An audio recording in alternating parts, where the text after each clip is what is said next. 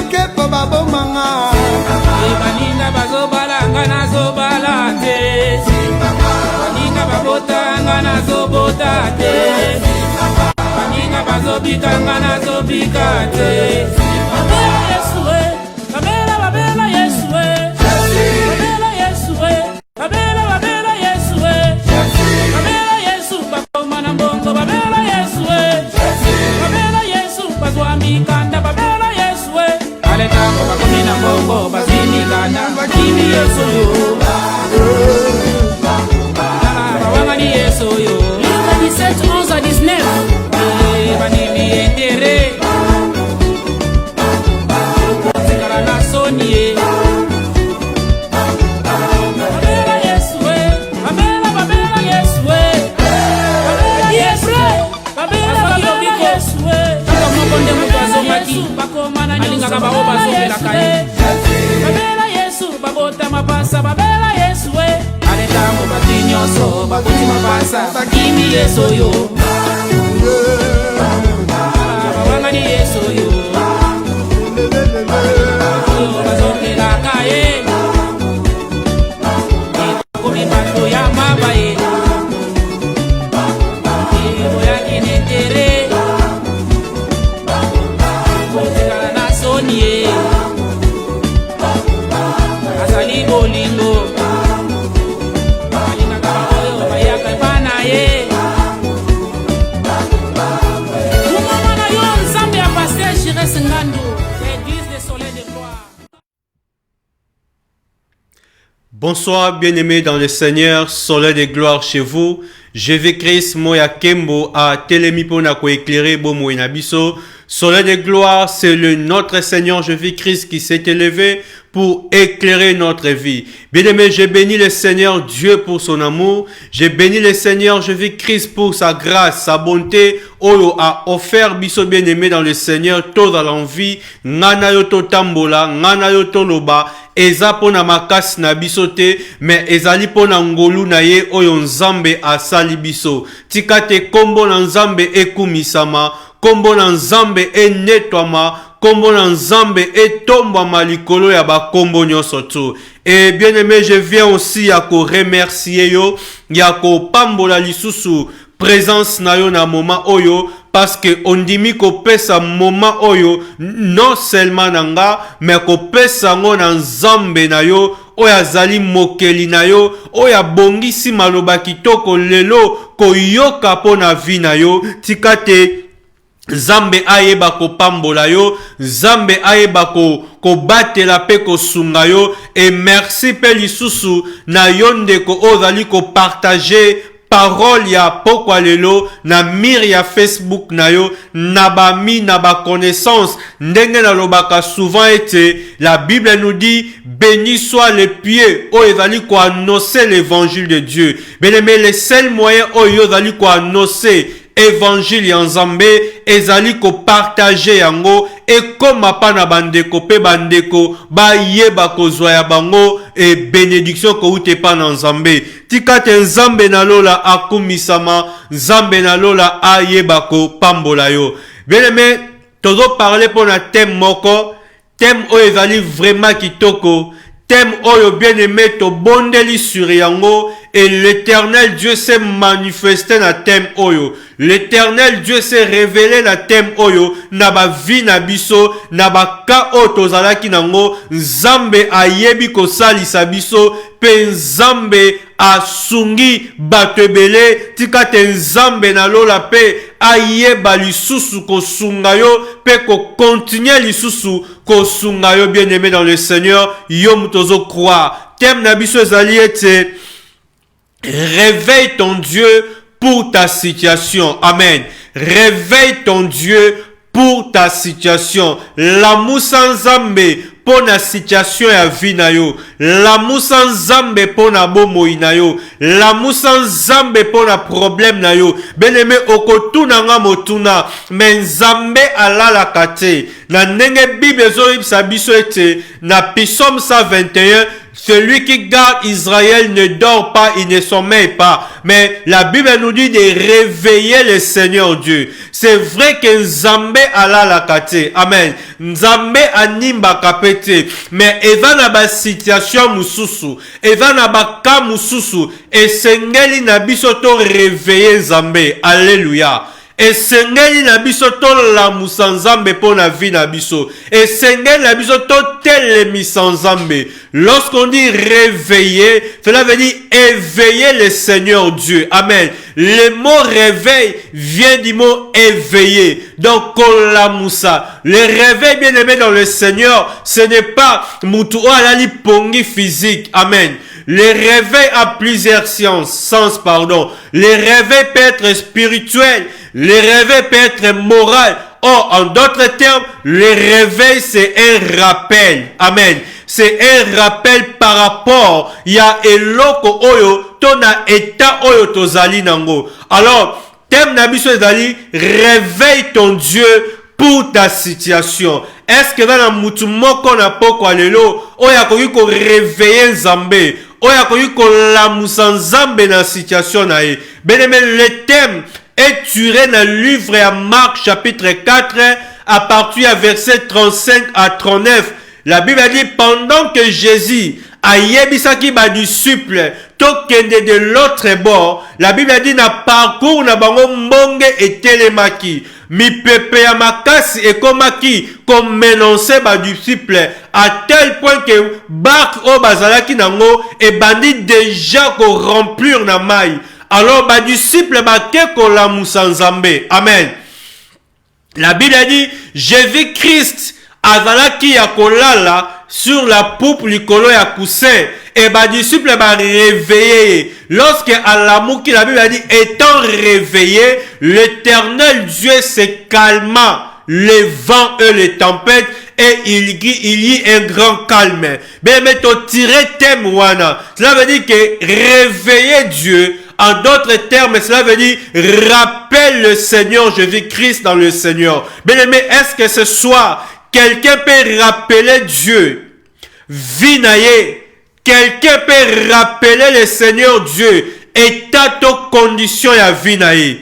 Bien aimé, beaucoup entre nous, bien aimés, tous qu'on souffrir. Beaucoup entre nous, bien aimés dans le Seigneur, tous traverser ma situation le plus difficile. Beaucoup entre nous, bien aimés, tous nyo comment makambu et simbate, tous souffrir, tous vivre malheur, tous vivre ma douleur, tous vivre mes échecs. Toza ko se lamenter de gauche et à droite parce que likambu moko et telemeli bo moina biso. Parce que dans le domaine moko moyen ngai na yo to avancer ezalité. Ben même mu pepe koki koya, monge e koki koya, mais problème na biso esengeli toye pa na Nzambe. Amen. Esengeli toya ko réveiller le Seigneur Dieu pour na problème to situation oye koki ko telemela bo moina biso. Alléluia. Réveille ton Dieu pour ta situation. L'amour sans Nzambe pour la situation na yo. Bien aimé, tokomona moto moko ndeko moko ya mobali oya l'amour saki Nzambe pour la situation na ye. Oya l'amour saki Nzambe pour na kana ye. Oya monaki ke makambu na ye ko avancer te. Makambu na ye ko simba te. Makambu na ye kende liboso te. Alobi esengeli na réveiller Nzambe. Réveiller le Seigneur bien-aimé, cela veut dire prier, rappeler. Alléluia. Bien-aimé, vendredi passé, tu as ça qui va verset précédent. Et le lot lingi toi avancer pour la deuxième partie nabiso pour réveiller le Seigneur notre Dieu. 1 Chronique chapitre 4 à partir du verset 9 à 10, je lis au nom de notre Seigneur Jésus-Christ. Que le Seigneur Dieu te bénisse, toi qui partages ces messages, toi qui es en train de publier ces messages, que Dieu puisse te bénir abondamment.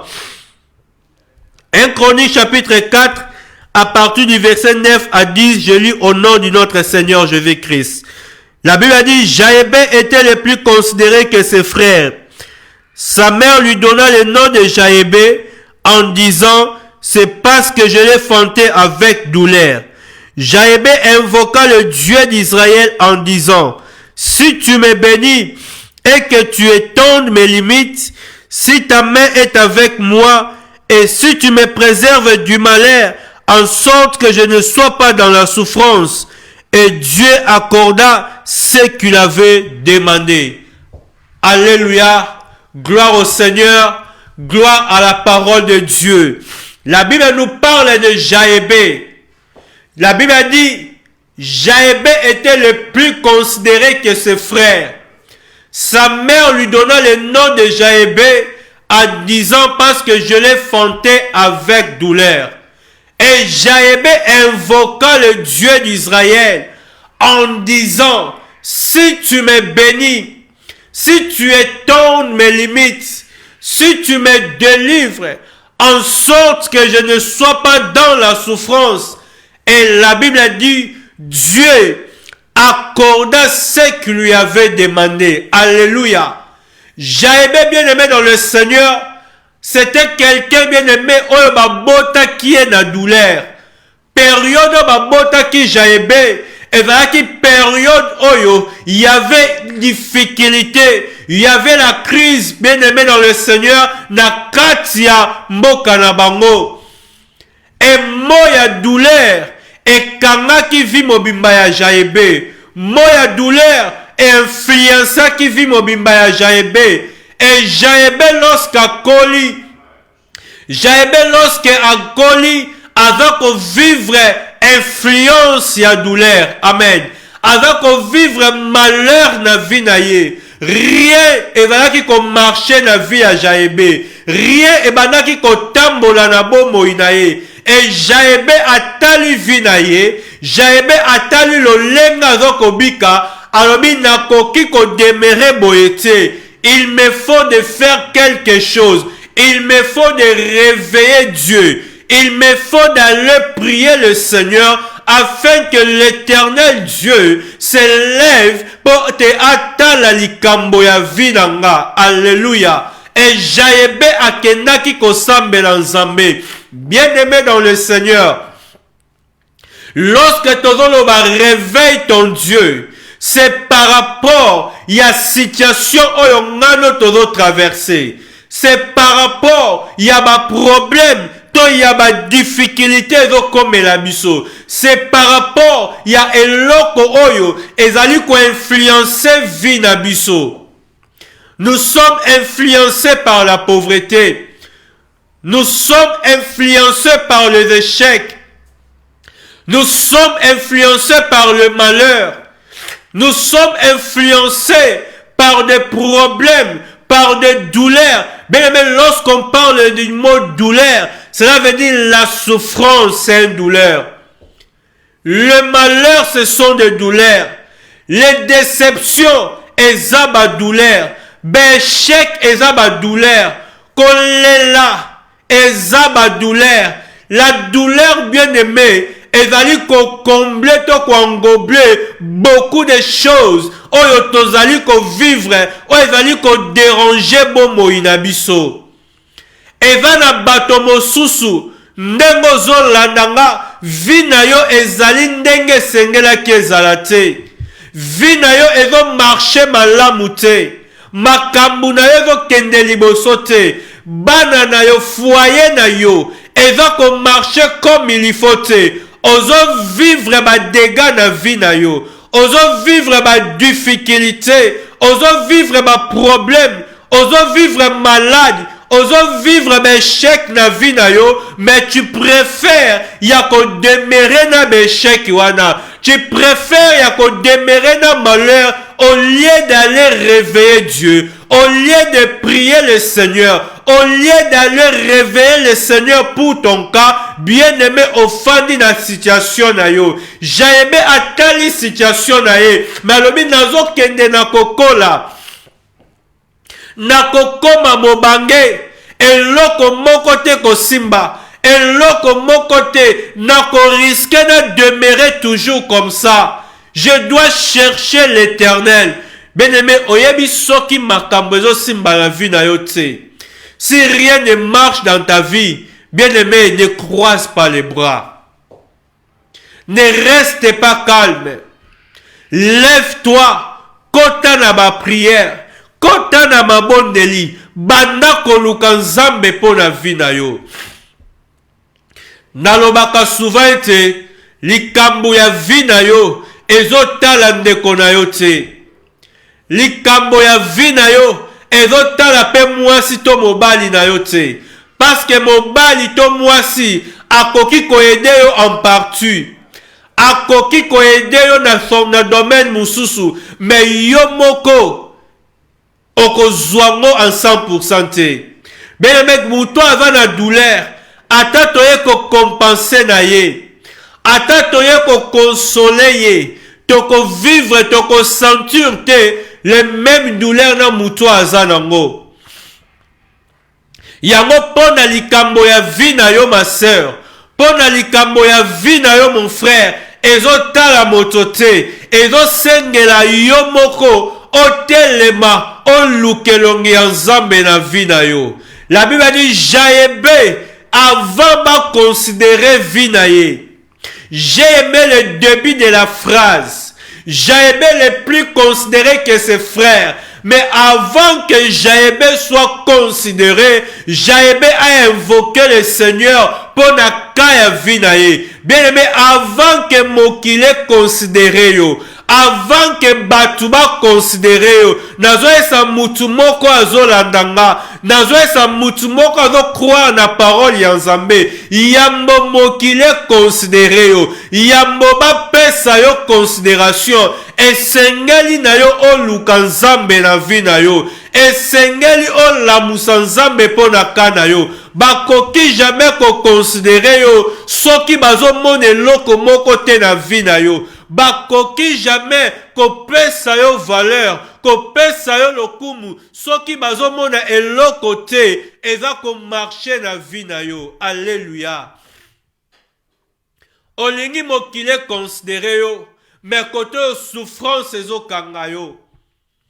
Olingi mokile pesa yo valeur, mais koto yo pauvreté do simba yo. Olingi mokile sepela na yo. Olingi bandeko ba considérer yo. Mais comment ba ko considérer yo? Aussi longtemps la pauvreté t'attachait avec toi. Aussi longtemps la stérilité t'attachait avec toi. Comment ba belle famille ba ko pesa yo lokumu? Comment olingi batu ba pesa yo valeur? Mais aussi longtemps, on a un problème moko la vie na yo. O elati yo bien aimé dans le Seigneur. Jaébé lobi non. La difficulté latinga, douleur latinga, échec latinga. Jaébé lobi était si tu étonnes mes limites. Jaébé a vu état ya conscience. Il a vu qu'il était limité. Jaébé a qu'il limité dans le domaine ya finance. Avec limité dans ma capacité na ye. Jaébé était limité. Jaébé était maudit. Jaébé n'avançait plus parce qu'il était sous une malédiction. Bien aimé, ezana motomosusu azako avancer te parce que on a dit qu'on demeurait na se ya malédiction. Oyo mokile loba pona yo. Et malédiction est tellement yo lokola mbonge. Malédiction est boyo o avancé. Comment on peut avancer bien aimé dans le Seigneur? Aussi longtemps les échecs et va qu'on retenir yo. Comment tu peux avancer? Aussi longtemps le malheur, le problème et va qu'on influencer vie na yo mobimba. Jaébé a invoqué le Seigneur pour son cas. Jaébé a belelaki nzambe pour la situation na ye. Jaébé a lukaki elonga nzambe pour la vie na ye. Bien-aimé, qu'est-ce que tu attends? Yakobelela nzambe pour la vie na yo. Qu'est-ce que tu attends? Yako invoquer le Seigneur Dieu. Ozomona te vie na yo ezali limité. Ozomona te makambo ezoko simba te. Ozomona te ozo vivre lolenge oye sengelo vivre te. Dieu a voulu que Jaébé va la considérer la vie na ye. Chacun de nous a une promesse. Chacun de nous a une promesse oyo nzamba sala na vie na ye. Nzamba loba makambu ya malamu pona yo. Alors vous serrez la tête et non la queue. La Bible a dit, je connais les projets que j'ai formés sur vous. Les projets de paix et de bonheur pour un avenir meilleur. Mais Jaïba tali vinaye. Tous les projets que le Seigneur Dieu a fait sur moi, je ne vis pas cela. J'ai vu le contraire de ce que l'Éternel Dieu a dit. J'ai vu les blocages. Nazoe sa mutumo kwa azo vivre stérilité na vie na ye. Nazo rappeler yo bien aimé dans le Seigneur. Yom tozo vivre pauvreté na vie na yo. Nazo yebisa yo bien aimé dans le Seigneur. Yom tozo vivre échec na vie na yo. Il est temps de réveiller le Seigneur. Et lorsque je dis réveiller le Seigneur, bien aimé dans le Seigneur, ce n'est pas dit que Dieu est endormi. Zambala la kate. Réveiller le Seigneur, c'est de rappeler Dieu toutes ses promesses au Yapesayo. C'est de rappeler Dieu l'état ou la condition par laquelle oyozali ko vivre na vie na yo. Jaïbe atalaki eta ya vie na ye. Rien ne marchait. Difficulté na vie na ye. Blocage na vie na ye. Malheur na vie na ye. Et la Bible a dit, Jaïbe invoqua le Dieu d'Israël. Avant de considérer Jaïbe, Jaïbe a invoqué le Dieu. Il a réveillé le Seigneur pour son cas. Il a réveillé le Seigneur pour son problème. Bien-aimé, et Sengeli na yo, ont réveillé Zambé pour la situation na yo. Paul Arche, que Dieu te bénisse pour ta question. Dieu ne dort pas. La Bible nous dit dans Marc chapitre 4, versets 35 à 39, ce qu'on récapiturait les premières prédications, Toromona que la Bible a dit, lorsque Monge est pour les disciples, Jésus-Christ dormait sur le coussin et les disciples réveillaient Dieu. Batali condition na bango, batali ba difficulté, batali ba problème yeli bango, balobi soki totiki boye, mbonge ekomela biso, tokodinda, tokende to lamusa nzambe, bayebisi maître, oza ko s'inquiéter te pona kana biso. La Bible a dit, cet temps réveilla, il menaçant les va. Bien-aimé, les lombonge, et va ba difficulté, oye koki kote le melangai na yo. Les lombonge, et va ba problème, oye koki kote le melangai na yo.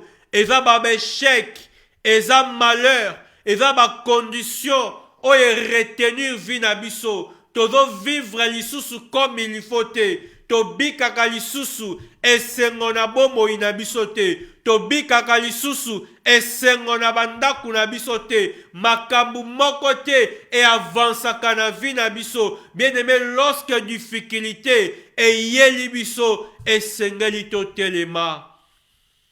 To la musanzambe. E bala musakanzambe nanzela ya losambo. Nanzela ya prière. Ne sengeli ngai na yo. Totali sanzambe vi na biso.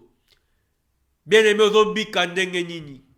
Makamuni ezo yela yo butu pe moi. Makamuni ni bien aimé dans le Seigneur. Ezo tungisa vi na yo.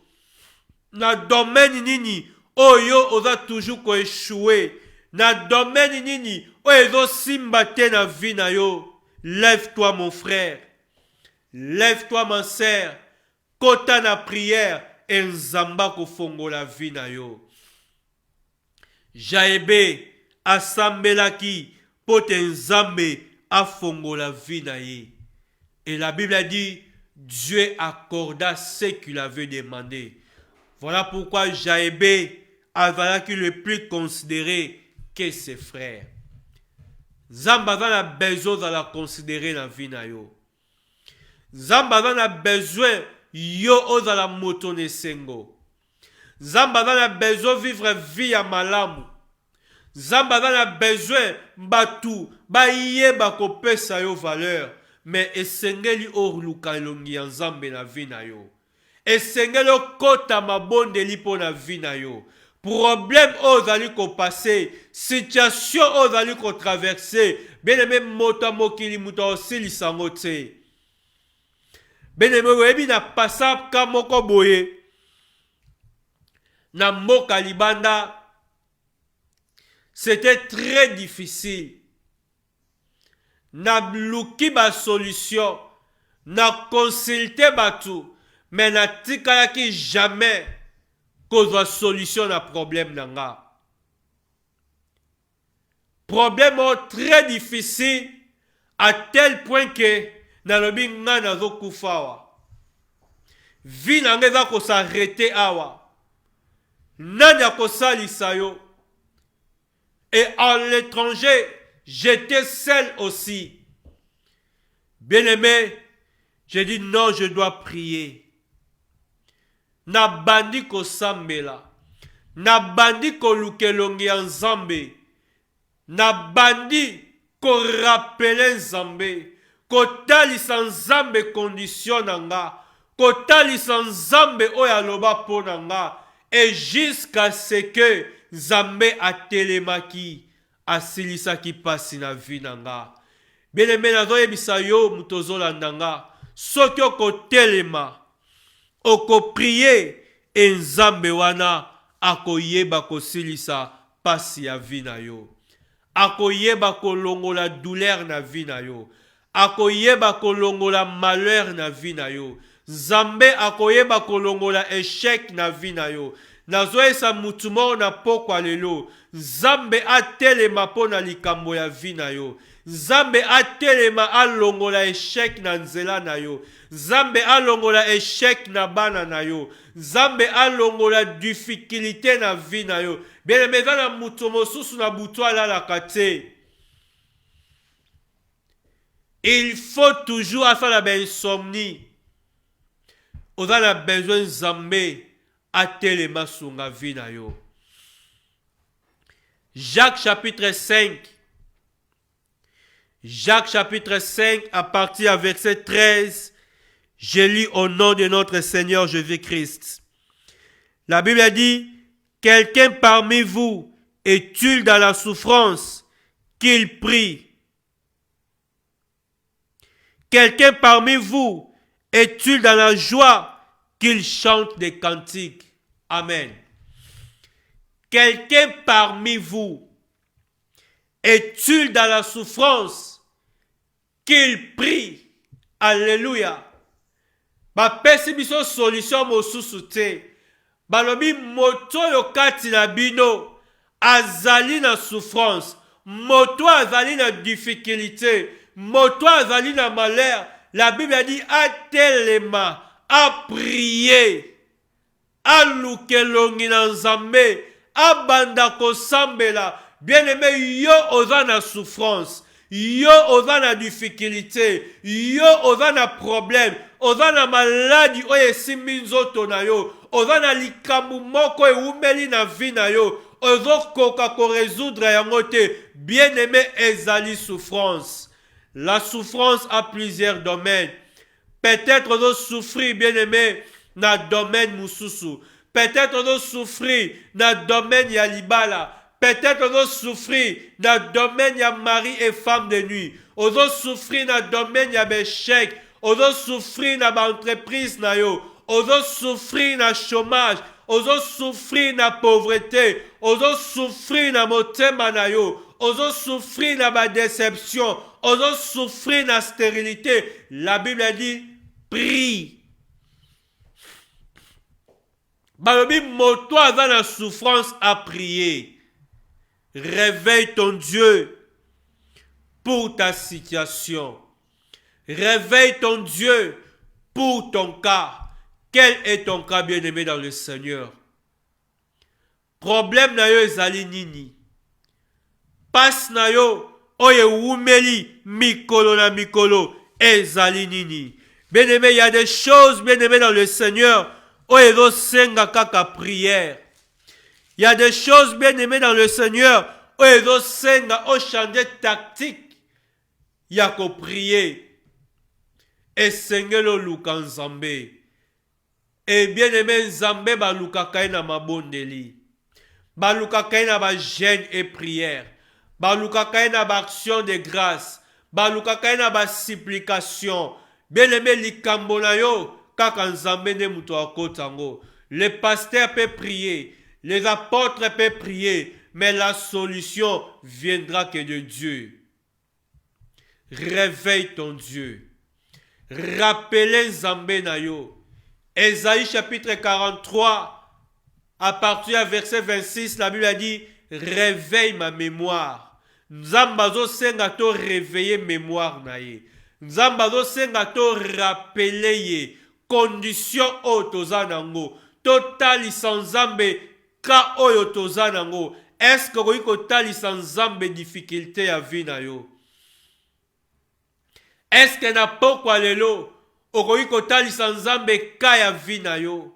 Okoki kotalisa Nzambe douleur ya vie na yo? Kotalisa mokili te. Bien-aimé, otalisi mokili mingi ba douleur ya vie na yo. Otalisi mokili mingi ba problème na yo. Otalisi famille ba ka na yo. Mais ozui solution te. Ozo demeurer toujours dans la même difficulté. Mais il est temps, bien-aimé, yako changer situation, yako kende kotali sans Nzambe, ke na nyokwami awa, na umeli awa, mokilezo sekanga, mokilezo cholanga, mais na lingi cette fois-ci, Nzambe otelema, okota likambo ya vinanga. Tikate Nzambe nanga kota likambo ya vina yo ma sœur. Nzambe nanga kota likambo ya vie na yo mon frère. Nalobi Nzambe nanga telema na pokwa lelo akota likambo ya vie na yo. Banani yo bazo telemela yo. Banani yo bazo nyokola vie na yo. Banani yo bazo bundisa vie na yo. Mais l'Éternel Dieu est prêt ya kokota likambo ya vie na yo. Est-ce que dans mutu moko bien aimé, oya koki ko sambela zamba kota likambo ya vie na ye? Est-ce que dans mutu moko bien aimé, oya lingi ko réveiller Nzambe pour na situation na ye? To lingi to sambela bien aimé, to lingi to prier, to zana ba problème oye umeli biso, to zana ba difficulté oye za ko déranger biso. Tout ça un problème où ils ont régné la famille na biso et seigneur les solution. Je crois à ta prière bien-aimée dans le Seigneur. Je crois à celui qui va réveiller Dieu et l'Éternel Dieu se réveilla pour na kokota likambo na ye. T'as les locaux ils ont dérangé yo. T'as la problème ya vie na yo. T'as la situation ya vie na yo. T'as la échec. Tala ba moment ozo traversé, tala makambo ozo simbate, lelo ko banda affaire moko, mais 2 mois après, il faut chute libre dans la vie na yo. Lelo ko doit fiançailles, 6 mois après, bokabwani ake des poissons. Parce que déjà, mokile décida, yo esengeli po bala. Mais lelo soko telemi la prière, Dieu à côté les mains, à résoudre les problèmes na yo. Est-ce qu'on ko sambe la bien-aimé? O luki pe batu mingi. O luki ba pasteur. O luki ba prophétie. Mais jusque là, et pas sur solution te. Mais je te donne la solution de se lever, de prier avec la foi. Et Dieu te fera grâce.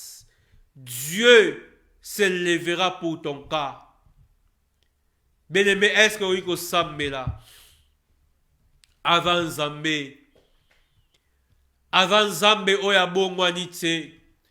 Soki ba disciple ba belela ka epona mbonge, atelemaka asilisaka mbonge. Soki Jaebe abelelaka ye bien-aimé, atelemaka asilisaka pasi pe douleur ya Jaebe. Elelo soki obeleli nzambe wana, akotelema, akosilisa pasi ya vi na yo, akosilisa douleur ya vi na yo, akosilisa échec ya vi na yo, akosilisa baennemi ya vi na yo, akosilisa batu oyo bazobundisa yo butu pe moi. Bien-aimé, alingi siko prier pour na vi na yo. Tala place nini ezo marché te na vi na yo. Tala place nini oza ko échouer na ba entreprise na yo. Tala place nini oza ko échouer na fiançailles, na libala, na ba entreprise, na ba étude na yo. Tala place nini oza ko avancer te. Yebisa Nzambe atelema akota likambo na yo. Tobondeli na kombo na Yesu Masia. Éternel notre Dieu, Dieu tout-puissant, le roi des rois, toye liboso na yo. Nzambe kobelela yo Seigneur Jésus-Christ, koluka elongi na yo Nzambe. Na ye kobelela yo papa, pona situation ya vi na nga. Na ye kobelela yo papa, pona ka ya vi na nga. Na ye kobelela yo Nzambe, pona douleur oyo umeli na vi na nga. Pona maladi oyo Nzambe ekangi nzoto na nga. Pona beshek oyo elati vi na nga, ezali kuampeshe nga na evolue te, ezali kuampeshe bana na nga ba evolue te, ezali kuampeshe nga na kende liboso te. Yango na ye Nzambe kolamusa yo pona vi na nga, koluka elongi na yo. Nzambe na ndimisami yo otelemaka, kolotelema pona kokota likambo na nga. Telema Yahweh pona kokota likambo na nga. Telema Yahweh pona kokangola vi na nga. Telema Yahweh pona kosunga nga. Telema Yahweh bitumba etelemeli nga. Mbonge eleki makasi Nzambe. Souffrance eleki na vi na nga. Difficulté, malheur, médiocrité eleki mingi na vi na nga. Na beleli yo Nzambe otelema okota likambo ya vi na nga na kombo na Yesu Masia. Oui, bien aimé, la Bible dit Jaebe était le plus considéré que ses frères. Bien aimé, alingo sambela osenga na Nzambe apambola vi na yo, osenga na Nzambe a éteindre ba limite na yo, afongola espace na yo. Nzambe na lola afongola espace na yo. Nzambe apambola vi na yo. Nzambe apesa yo considération. Nzambe afongola ba porte ya gloire, ba porte ya élévation, ba porte ya guérison. Tobondeli na kombo na Yesu Masia.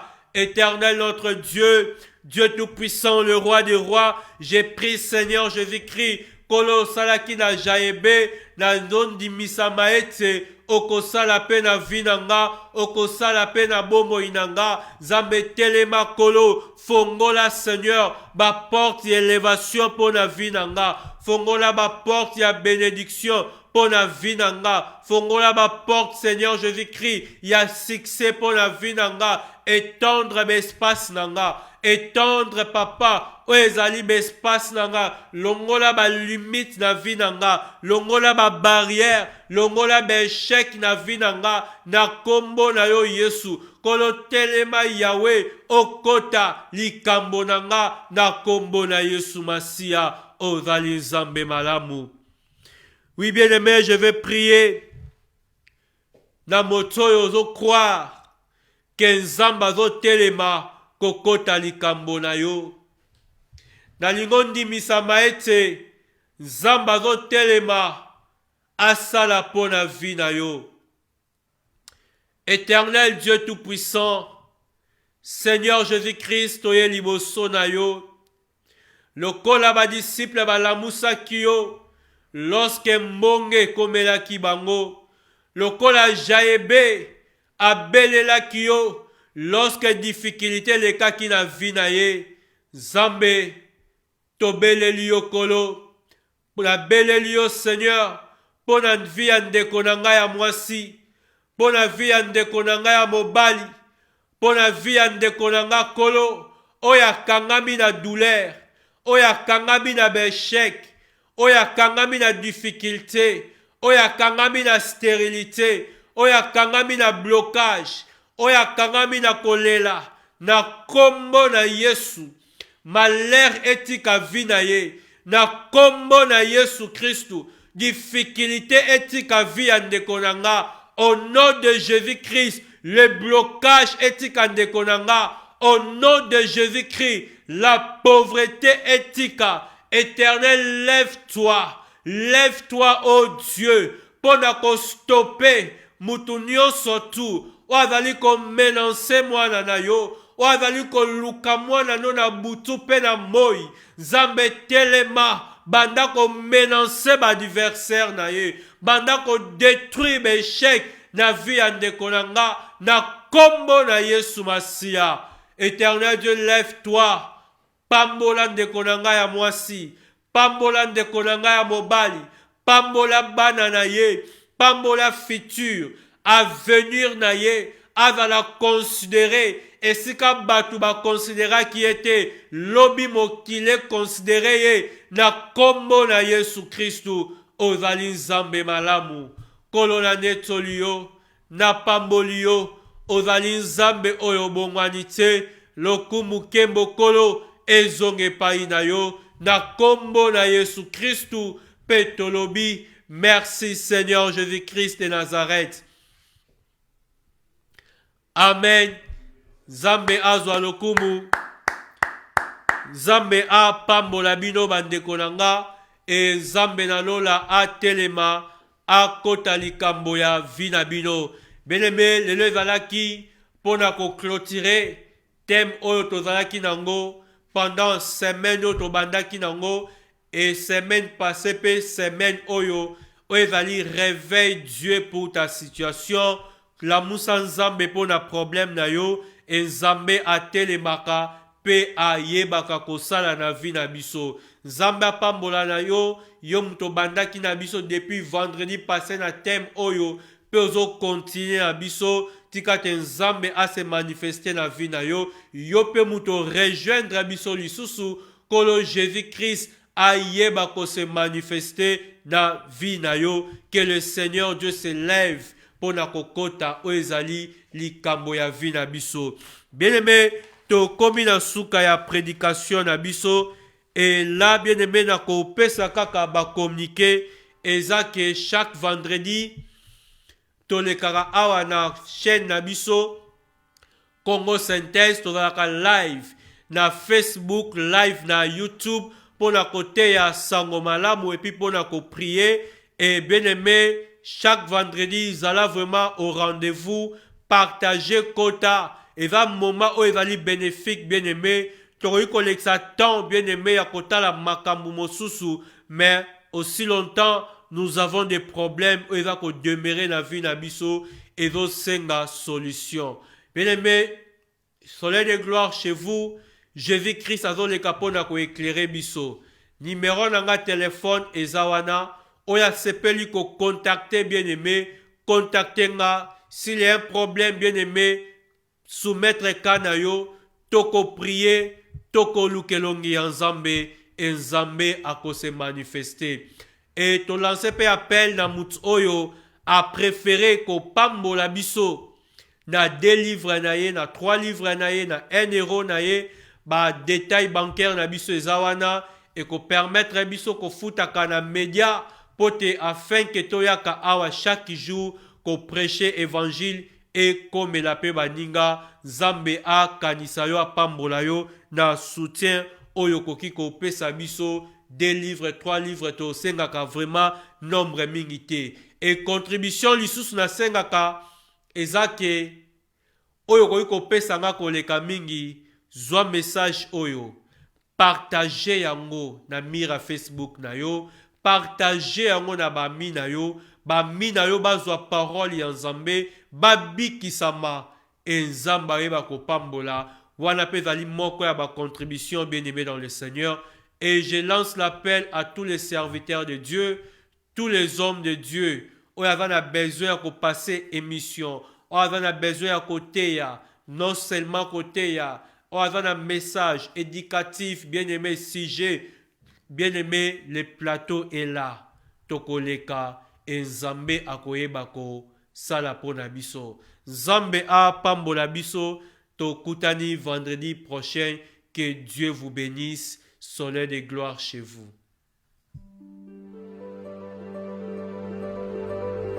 Éphésiens chapitre 2, 8 à 9 nous dit: car vous êtes sauvés par la grâce, par la foi, et cela ne vient point de vous. C'est le don de Dieu, non point par les œuvres, afin que personne ne se glorifie. Ezaka kangolu, mutu wa mikumisa te. Yo moto swingolu ya kotea, eza vraiment ngolu. Kasi eko mate sije ya kosekaka oyo mate ina note. Yo moto swingolu ya kobongwana, eza vraiment ngolu. Kasi eko mate sije ya kochola bapakano babongwani na note. Yo moto swi chance ya libala, eza vraiment ngolu. Kasi eko mate sije ya koseka ba oyo yo moto swingolu ya kobota. Kasi eko mate sije ya kofinga ba oyo yo moto swi grâce ya koyemba. Kasi eko mate sije ya kotonga ba oyo yo moto swingolu ya kobika. Kasi eko mate sije ya koseka ba oyo toza malamu kuma mana yo Nzambe na lola yo moto zwingolu kote pa na Nzambe kuma sije ya lichote pa ya baninga. Soki omoni ndeko na pasi kowela te koseka, oyebi te tina nini ndekwa koma bongo. Omoni ba divorce kosalama kowela te kochola e, oyebi te tina nini ba couple koma bongo. Omoni ndeko na fulu kowela te kochola e, oyebi te tina nini ndekwa koma bongo. Omoni ba fami kokabwana kowela te koyolola e, oyebi te tina nini fami e koma bongo. Tango mosusu tata mwasi nde moto akanga mabota, vale olakisa ndeko na Yesu kasi otiki e bongo. Tango mosusu baninga ya mosala nde moto babakela e maladi, vale olakisa ndeko Yesu kasi otiki e bongo. Tango mosusu azwaki nde sango yango akomande bongo, vale olakisa ye Yesu kasi otiki e bongo. Yo moto swingolwa kozala na mbongo, kasi eko mate sije ya konyokola basali. Haleluya.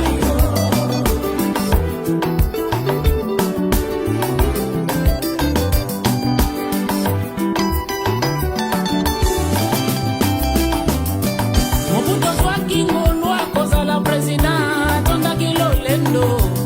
Tala ndenge bakunda ye na Maroc avec 4 personnes. Yo moto swingolwa kozala chef. Alléluia. Kasi eko mate sije ya konyokola pepe esaki yo. Yo moto swingolwa kozala opposant ya solo wana. Kasi eko mate sije ya koposa pepe esaki yo. Yo moto swi chance kozala na armée. Kasi eko mate sije